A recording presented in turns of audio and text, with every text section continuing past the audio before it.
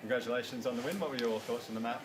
Oh, look, I thought it was a really tough game. I thought it was pretty hard to get an easy ball out there today, and I thought both teams had a real crack. And I'm really pleased, to be honest, because we haven't actually won that often over here for a good while. So, we've done a lot of those things this year where we've been quite aggressive with our travel and the way we've gone about our performances while we're away. It wasn't pretty, but that's a game that'll hold us in good stead. I really admire Freo and the way they play, JL, the way they coach.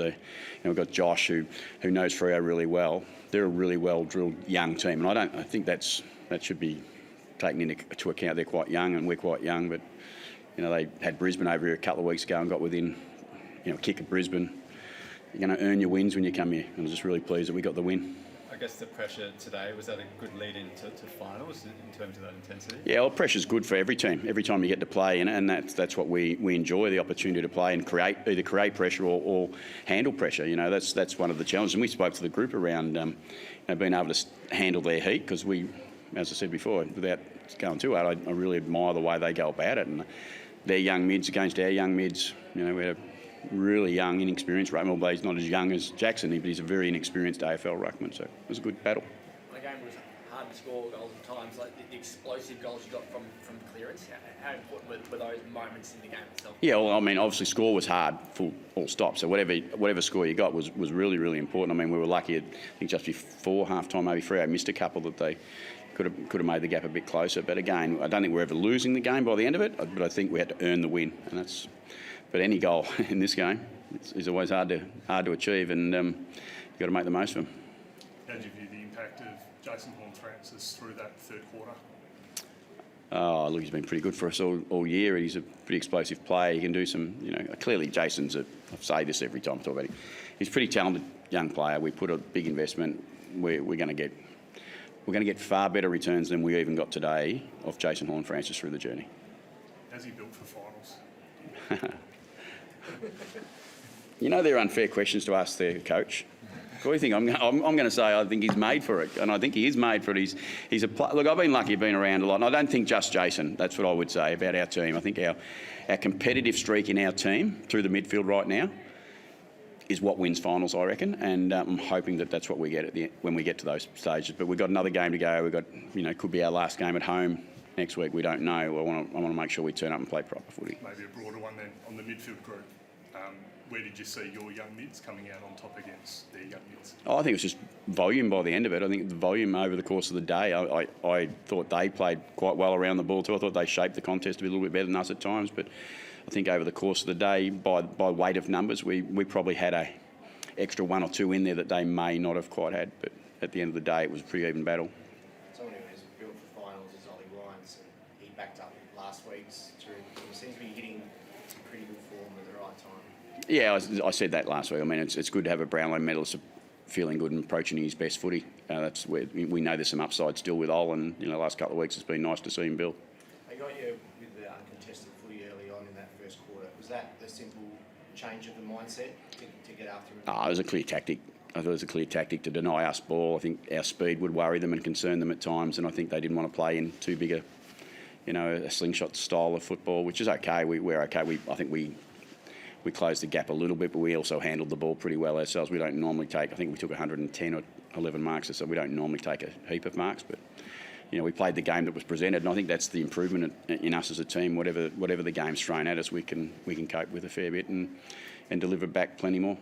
Can you talk through what happened with Tom Jonas after the head clash? He was on and off multiple times. He's off one. Well, he was off once with the head clash. He clearly got a cut in his head, and he had to come off. I think it was before half time, and there was plenty of time, but the reality was, being where we've been after half time, we just thought, the vision, you go back through it and the messages we get, is look, let's just do the right thing. Let's not take that chance. Let's go and do the head assessment and make sure we were really, really clear that he was okay, but we've lived a pretty poor experience just recently, and we needed to make sure we didn't go through something anywhere near similar. I was really pleased with the decision to do what we did. Thought it was really, really brave, because we've been under the microscope for those things.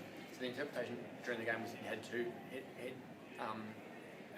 HIAs, but it was just the one you're saying. One, yeah. I think he only done the one. So from what I can remember, it was after half time. Yeah. We saw him go off in the third quarter. I think he went to the rooms then as well. Yeah, it's when he done it. Okay.